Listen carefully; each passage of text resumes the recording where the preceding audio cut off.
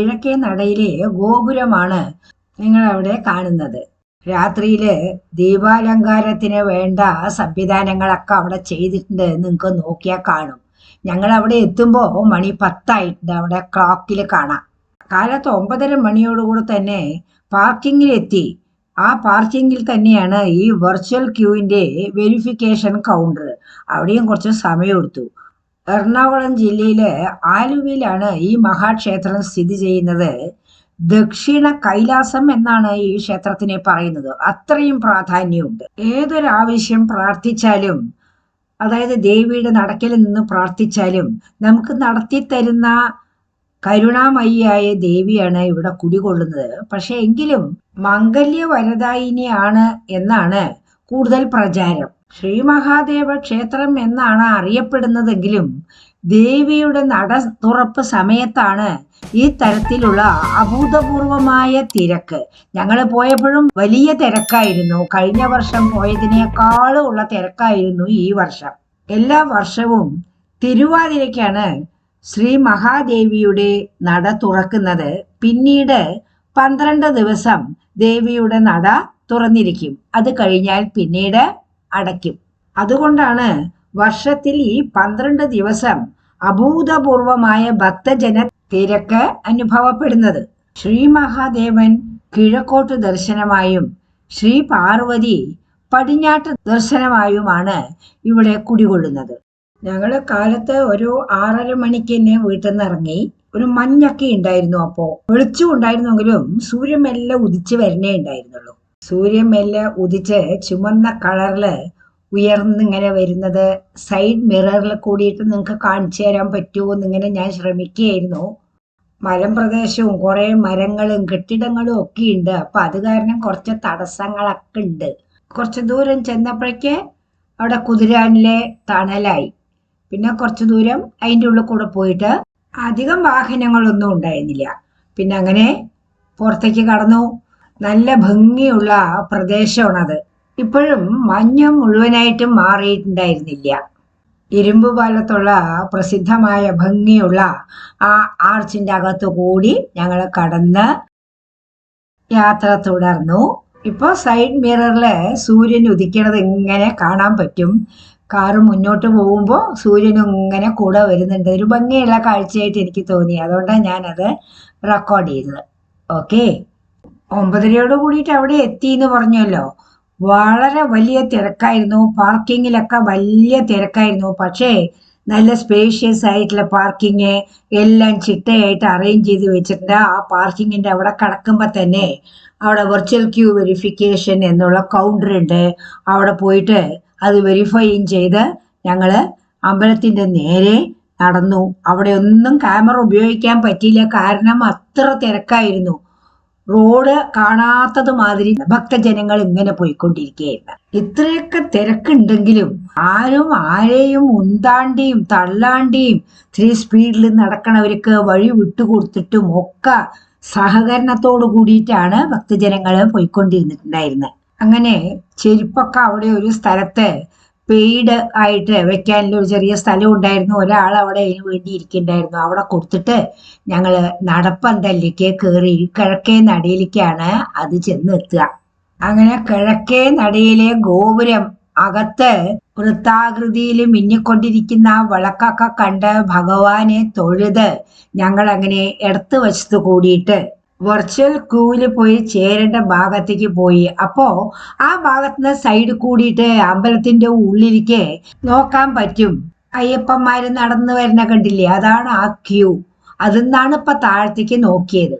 അപ്പൊ അവിടുത്തെ തിരക്കാണ് ആ കാണുന്നത്.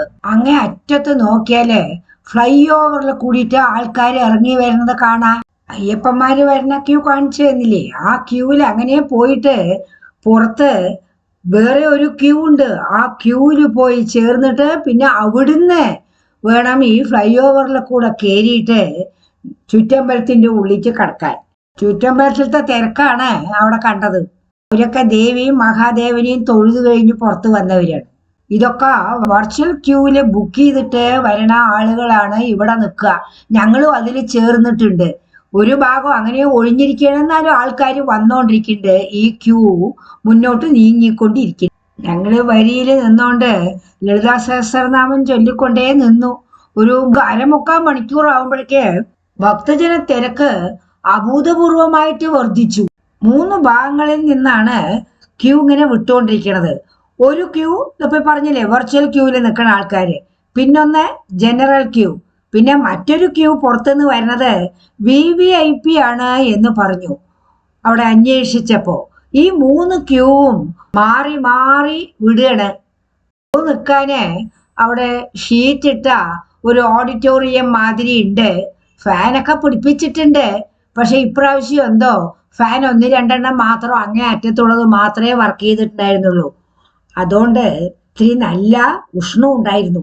മരുന്നൊക്കെ ഇട്ട് കാച്ചിയ ചെറു ചൂടുവെള്ളം സപ്ലൈ ഉണ്ടായിരുന്നു. ശ്രീ മഹാദേവനും ദേവിക്കും ഒക്കെ ഉള്ള വഴിപാടിന്റെ ഒരു ബോർഡ് അവിടെ ഉണ്ടായിരുന്നു. തിരക്ക് കൂടിക്കൊണ്ട് തന്നെ ഇരിക്കുകയാണ്. ഞങ്ങൾ ഫ്ലൈ ഓവറിൽ കയറിയിട്ട് താഴത്തേക്ക് ഉള്ള വ്യൂ ആണ് ഇപ്പൊ നിങ്ങൾക്ക് കാണിച്ചു തരുന്നത്. ഇപ്പൊ ഇവിടെ നേരെ നിങ്ങൾ മുന്നിൽ കാണുന്നത് സതീദേവിയുടെ പ്രതിഷ്ഠയാണ്. അത് കൊല്ലം മുഴുവൻ തുറന്നിട്ടുണ്ടാവും. അതിന്റെ അടുത്ത് തന്നെയായിട്ട് ഭദ്രകാളിയും ഉണ്ട്. ധർമ്മശാസ്താവിന്റെ അവിടെയുള്ള എള്ളുതിരി വഴിപാടാണ് കാണുന്നത്. ഞങ്ങള് ഫ്ലൈ ഓവറിന്ന് താഴെ ഇറങ്ങിക്കൊണ്ടിരിക്കുകയാണ്. അപ്പൊ അതിന്റെ മുകളിൽ നിന്നിട്ട് തന്നെ ഈ ദൃശ്യങ്ങളൊക്കെ പകർത്തുകയാണ്. അതാ അവിടെ സതീദേവിയുടെ പ്രതിഷ്ഠ വീണ്ടും കാണാം നമുക്ക്. പിന്നെ താഴത്ത് ഒരു വശത്തായിട്ട് പുഷ്പാഞ്ജലിയുടെ പ്രസാദം ഇങ്ങനെ വിതരണം ചെയ്യുന്നുണ്ടൊക്കെ. തൊഴുത് വന്നവര് ഈ പ്രസാദങ്ങൾ വാങ്ങാൻ വേണ്ടിയിട്ട് അവിടെ വന്ന് നിൽക്കുകയാണ്. എത്ര തിരക്കുണ്ടെങ്കിലും ആരും ആരെയും ഉന്ത് തള്ളു ഒന്നും ചെയ്യാണ്ട് സമാധാനപരമായിട്ടാണ് പോണത്. ഞങ്ങളും ദേവിയുടെ പ്രതിഷ്ഠയുടെ മുമ്പിലേക്ക് എത്തുമ്പോഴേക്ക് ഒരു 1.5 മണിക്കൂറോളം എടുത്തു. പക്ഷെ എന്നാലും ക്ഷീണങ്ങളൊന്നും തോന്നിയില്ല. അകത്ത് നമുക്ക് ഫോട്ടോ എടുക്കാനൊന്നും പറ്റില്ല. ദേവി അങ്ങനെ സർവാംഗ വേഷഭൂഷിതയായിട്ട് കസവ് ഈ നാടൻ സാരി മാതിരി ഉള്ളത് ഉടുത്തിട്ട് ശോഭയായിട്ട് എല്ലാരെയും അനുഗ്രഹിച്ചുകൊണ്ട് അവിടെ ഇങ്ങനെ പ്രസന്നവതിയായിട്ട് ഇരിക്കുകയാണ്. ദേവിയെ തൊഴുത കാണിക്കുകയെല്ലാം ചെലുത്തിയതിന് ശേഷം നേരെ ഞങ്ങള് ശ്രീ പരമേശ്വരന്റെ പ്രതിഷ്ഠയുടെ മുന്നിലേക്ക് വന്നു. അപ്പോ ആ നാലമ്പലത്തിന്റെ ഉള്ളിൽ തന്നെ കിഴക്കോട്ട് ദർശനമായിട്ട് മഹാഗണപതിയെ പ്രതിഷ്ഠിച്ചിട്ടുണ്ട്. ധർമ്മശാസ്താവ്, സതീദേവി, ഭദ്രകാളി, പിന്നെ വടക്ക് ഭാഗത്തേക്ക് മഹാവിഷ്ണു. ഈ പ്രതിഷ്ഠകളൊക്കെ ഉപദേവങ്ങളാണ്. അതില് ഗണപതി മാത്രമാണ് നാലമ്പലത്തിന്റെ ഉള്ളിൽ പ്രതിഷ്ഠിച്ചിരിക്കുന്നത്. മറ്റുള്ളവരൊക്കെ ചുറ്റമ്പലത്തിലാണ്. മഹാദേവന്റെ അവിടെയും കാണിക്കയെല്ലാം ചെലുത്തി തൊഴുത് ഞങ്ങള് പുറത്തേക്ക് വന്നു. പടിഞ്ഞാറ് ഭാഗത്ത് കൂടിയിട്ട് അകത്തേക്ക് കടന്നിട്ട് കിഴക്ക് ഭാഗത്ത് കൂടിയിട്ടാണ് പുറത്തേക്ക് വന്നത്. വെലിക്കല്ലും കെടാവളക്കും ഒക്കെ നമസ്കരിച്ച് ഞങ്ങള് പുറത്തേക്ക് കടന്നു. പുറത്ത് വിവിധ തരത്തിലുള്ള പറകൾ വെച്ചിട്ടുണ്ടായിരുന്നു വഴിപാടുകളായിട്ട്. ഞങ്ങള് എള്ളുപറ സമർപ്പിച്ചു. ചുറ്റമ്പലത്തിന്റെ ഉള്ളിൽ തന്നെ അതിന് ടിക്കറ്റ് എടുക്കാൻ വേണ്ടിയിട്ട് ഒരു കൗണ്ടർ ഉണ്ട്. ആ കൗണ്ടറിൽ പോയിട്ട് 100 രൂപ അടച്ചിട്ട് ഒരു ടിക്കറ്റ് എടുത്ത് കൊണ്ടുവന്ന് ഇവിടെ കൊണ്ടുവന്ന് കൊടുത്താലേ അവരത് ചെയ്യാനുള്ളത് ശരിയാക്കി തരും. ആദ്യം കളമുറത്തുന്ന 3 പ്രാവശ്യമായിട്ട് വെള്ളം എടുത്തിട്ട് ഭഗവാനെ നല്ലോണം പ്രാർത്ഥിച്ചിട്ട്, ആരോഗ്യത്തിനാണ് ഇത് ചെയ്യണത്, പ്രാർത്ഥിച്ചിട്ട് ആ പറയുടെ അകത്തേക്ക് സമർപ്പിക്കണം. അതിനുശേഷം ആ മുറം ഉയർത്തിയിട്ട് പറ കംപ്ലീറ്റ് ആയിട്ട് നിറയ്ക്കണം. മുറത്തിന് വീണ്ടും ബാക്കി ഉണ്ടാവും. അപ്പൊ വീണ്ടും പ്രാർത്ഥിച്ചിട്ട് ആ പറയുടെ മുകളിലേക്ക് സമർപ്പിക്കാം. എള്ളു പറ നിറയ്ക്കുന്നതിന്റെ അടുത്തായിട്ട് തന്നെ നാഗപ്രതിഷ്ഠയുണ്ട്. പിന്നെ അവിടെ ഒരുപാട് വാണിഭക്കാര് വന്ന് കടയൊക്കെ തുറന്നിട്ടുണ്ട്. പുള്ളവും പാട്ട് നടത്താനും അവിടെ 3-4 ആൾക്കാര് ഇരിക്കുന്നുണ്ടായിരുന്നു. കുറെ പേരൊക്കെ വഴിപാട് ചെയ്യുന്നുണ്ടായിരുന്നു. ഞങ്ങൾ പിന്നെ കടർ അവിടെയും ഇവിടെയൊന്നും അധികം സമയം ചെലവാക്കിയില്ല. പിന്നെന്താ, അവിടെ ഊട്ടും ഉണ്ട്, അതൊക്കെ നടന്നുകൊണ്ടിരിക്കുന്നുണ്ടായിരുന്നു. ഞങ്ങളൊരു 12:15 ആകുമ്പോ ചെരുപ്പ് വെച്ചവിടെ പോയി ചെരുപ്പൊക്കെ എടുത്തിട്ട് പിന്നെ ഞങ്ങള് മടക്കയാത്ര തുടങ്ങി. അങ്ങനെ ഭഗവാന്റെയും ഭഗവതിയുടെയും അനുഗ്രഹത്തോടു കൂടിയിട്ട് വളരെ സന്തോഷത്തോടെ ക്ഷീണമൊന്നും അറിയാണ്ട് ദേവനെയും ദേവിയും പോയിട്ട് നന്നായി തൊഴുതു പ്രാർത്ഥിക്കാൻ സാധിച്ചു. ഈ ചാനലിൽ സഹകരിക്കുന്ന എല്ലാവർക്കും, സബ്സ്ക്രൈബ് ചെയ്തവർക്കും, കമന്റ് ഇടുന്നവർക്കും, സബ്സ്ക്രൈബ് ചെയ്യാതെയും ഒക്കെ കാണുന്നവരും ഉണ്ടാവുമല്ലോ, അവർക്കും എല്ലാവർക്കും കൂടി പൊതുവായിട്ട് ദേവിയുടെ അടുത്ത് പ്രാർത്ഥിച്ചിട്ടുണ്ട്. പോകാൻ പറ്റുന്നവര് അവിടെ ദർശനം നടത്തുക. വളരെ വലിയ ഊറ്റമുള്ള ദേവിയാണ് അവിടെ. ഓം ശ്രീ മഹാദേവ്യൈ നമഃ. അടുത്ത വീഡിയോയിൽ കാണുന്നത് വരെ നന്ദി, നമസ്കാരം.